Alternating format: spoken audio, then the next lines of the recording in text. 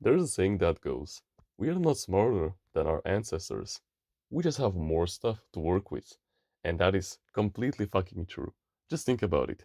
Before the refrigerators were made, before they were even a concept in the first place, our ancestors, they used to dig up holes in the ground and make basements in there because it was cold in that place, right? And that's where they put their food before, even in fucking dark ages of the Middle Ages, for example, when there were no cars in the first place and people couldn't travel. Think about it. Every single fucking family had some kind of a horse, at least one of them. They were literally the cars of the Middle Ages. But yeah, horses can run at a speed of like 70 kilometers per hour, and the top speed cars, they go at the speed of like 250 kilometers per hour. So, yeah, it's not really that balanced, but at the Middle Ages, that's really fucking impressive when you think about it.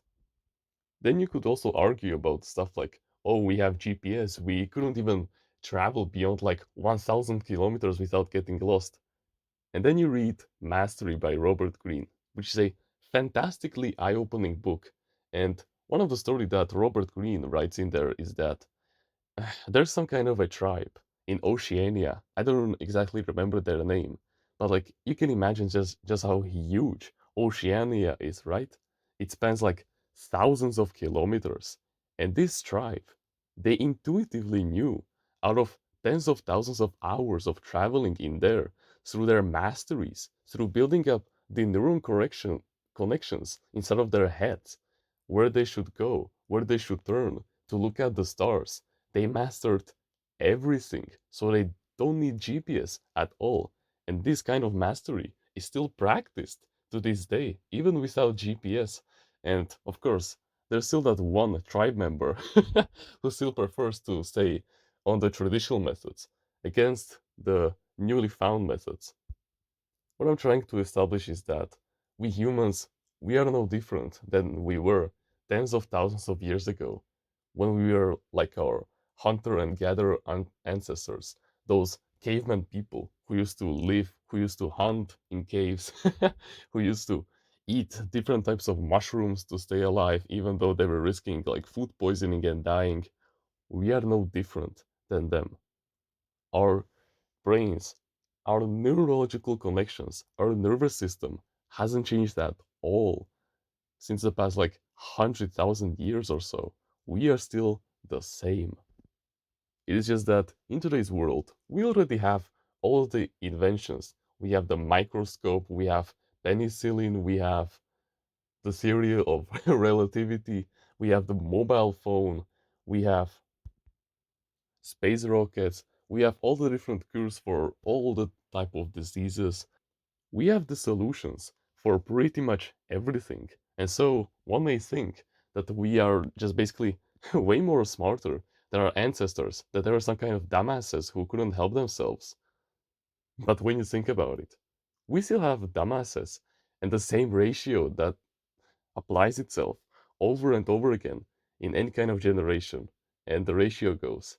And I really hate to say it because I get a lot of hate from it, but it's polarizing, so I'm gonna say it anyway. Basically, like 90% of any kind of generation are mediocre. They just won't make it. They will never become successful. They are hooked to their bad habits. They have no goals, and they are just surviving. Then there are the top 9% of people. These are the people who have some kind of goal, who have some kind of ambition, who have some kind of a drive, but they just cannot succeed because they're not putting everything into it. Sure, they might have been successful a little bit in their lives, but they never truly made it in the first place. And now they are stuck, they are complacent, even though they know they could do better, but uh, something is truly holding them back, whether it's themselves or just their circumstances. Maybe they have a lot of responsibility that they cannot just avoid so that they could actually pursue all the things that they want. And then there's the top 1% of people, the true winners, the Albert Einsteins of our generations, the smartest people on the block, the literally the most intelligent inventors out there.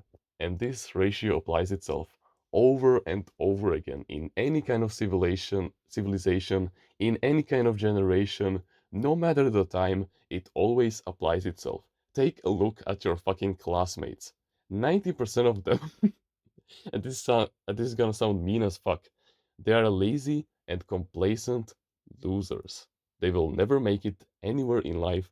When you ask them, what is your ambition besides like school, or even if we're asking them like for school details, like where do you want to go after school, they just tell you something generic like, oh, I just want to study law, or I want to become a chef, or I want to become a nurse, or anything like that.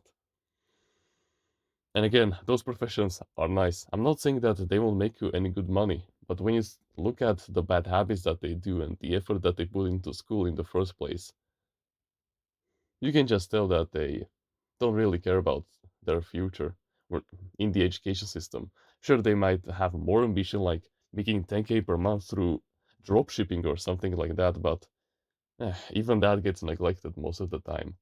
9% of your class is they have more ambition, of course, but they are still losers. And then there's the 1%. This may be like three people at the very best who are actually putting in the effort, who are actually succeeding in the first place. I want you to, you're watching this video on YouTube. So after you watch this video, I want you to go look at the YouTube homepage and look at all the different YouTubers that have more than like 100,000 subscribers if you're in the West, of course. But not even just that. Even people with like 10,000 subscribers, 1,000 subscribers, basically like the people who are already making money through like AdSense or they have some kind of paid product themselves. Every single one of these people, they have this 99% of them that are less successful. Maybe it's like their classmates. Think about it. If they had like 29 classmates, then they are one of the three of the 1% that were truly successful. Think about it. Albert Einstein, who was really a really high chance for his generation, he was like the top 0.0000001% or something like that. It's not about that we are more intelligent than them. It's just that we have way more things than them. So, whenever you want to study any kind of topic, like any kind of social trend in sociology, in anthropology, or in psychology, for example, they all still apply since the dawn of civilization, since the last tens of thousands of years. Think about it. The complacent and the degenerate era that we're living in right now. This wasn't the first time this has happened. Think about it. Every time there was complacency, like some kind of competition one against the other, in this case, the West won over the East. The NATO survived longer than the Warsaw Pact, and now the US is complacent. They have no goals. They have all the propaganding like all of their I don't want to go that deep into it, but basically the US is complacent. The people are degenerate. They have no goals. They have no strong parents. They have no future to hold. They have no future to look up to. And so then they spend their valuable time on doing bullshit and staying complacent, having orgies, being drunk on the weekends. You understand. But this isn't the first time this has happened. Think about the ancient Rome. Parties like these were happening all the time.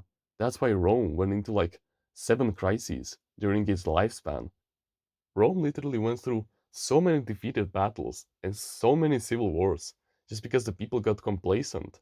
They started having, like, the people on top, the most successful people, they started to indulge in such dirty and disgusting activities in their free time, like, such disgusting orgies when you think about it. Like, they were literally fucking like 10 men at the same time. So yeah, if you want to study trends and social patterns, like if you want to study any kind of human at all in your local area, I guarantee you there has been hundreds, thousands of them who lived like in the last tens of thousands of years. I guarantee to you there isn't a single one person in this like universe that hasn't been replicated to at least like a certain extent. Of course, no one is 100% the same, but we can be still like 99.99999% the same. There are 7 people in this world who look like you. 7. And maybe most of these 7, they most likely have your personality traits also. So that's something to think about. And you know what they say? When you don't learn from history, you are destined to repeat it. And when you think back to our ancestors, not even like 70 years ago, in like the 1950s, or let's say a better example, before World War II, or like before even World War One, that was like the best time to be alive. Think about it. Our ancestors, they had such strong handshakes that even the woman who would crush your arm, your shitty, puny little arm that has like 200 nanograms of deciliter, even the woman, they had like 4 times the amount of testosterone that you did. And the men, they had like 10 times the amount of testosterone that you have. They had like 2000 nanograms per deciliter. They would outcompete the fuck out of you. When they would hold an eye contact with you, they would stare into your soul. They wouldn't look away. And when you talk to your classmates right now, for example, they constantly look away. Their vision gets stolen by anything that slightly irritates them. They were truly better off. And when you just look at the food that they ate, like they were slowly nurturing their own cows, their own sheep, their own domestic animals. Sure, the times were harder, but the long term rewards from all of that effort was fucking worth it. Think about it. Nowadays, you have the fast cars, so you can get anywhere without any effort at all. And yeah, sure, when I said that it takes like the horse is like 4 times slower than the car, was the delayed gratification from getting to that place even better when they actually got there? Like, of course, you value something more when you work on it for 16 hours and not for 4 hours, right? You cherish it even more than ever before, okay? You must study history, at least to some extent. I'm not asking you to look into every single part of it. You don't have to memorize any kind of war.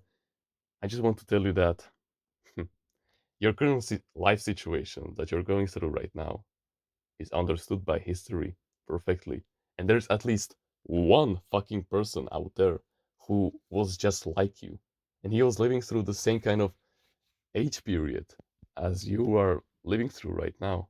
So you will never be misunderstood. There's always that one person who wrote an autobiography that you can read anytime. Okay? If you don't learn from history, then you're destined to repeat it.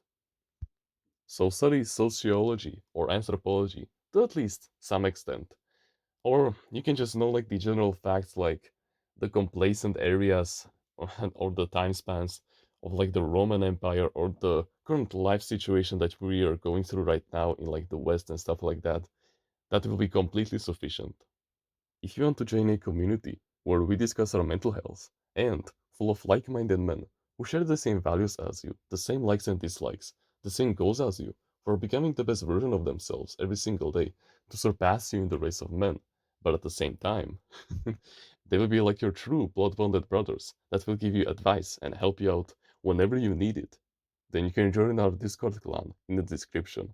I know that if you're watching videos like this and willing to learn from other people's mistakes, and especially from their ancestors, then I know that you have way more potential than you think you have. So please harness it and become the best version of yourself so that you can never look back on your past self, but instead look back on it and be grateful for all the mistakes that you've done because you can turn all of them into powerful life lessons. But besides that, you can like the video, you can subscribe if you like, join the email list in the description, and get yourself a free ebook about mindfulness. Comment on which part of the video you liked the most, and which part of the video you will implement in your daily life. Don't forget to join the clan, you're still invited, and become a part of the family. If you want to learn about healthy mindsets that will guarantee you success in the short term and in the long term by setting up your mental health completely rewiring all of your mindsets and actually giving you new ways of thinking that will be worth it for your growth, then I highly suggest that you should go check out Timeless Reader's Mindset. It is truly something life changing, and I've been working on it for years at this point. And with that being said, thank you very much for watching this video, and remember, no one is better at being you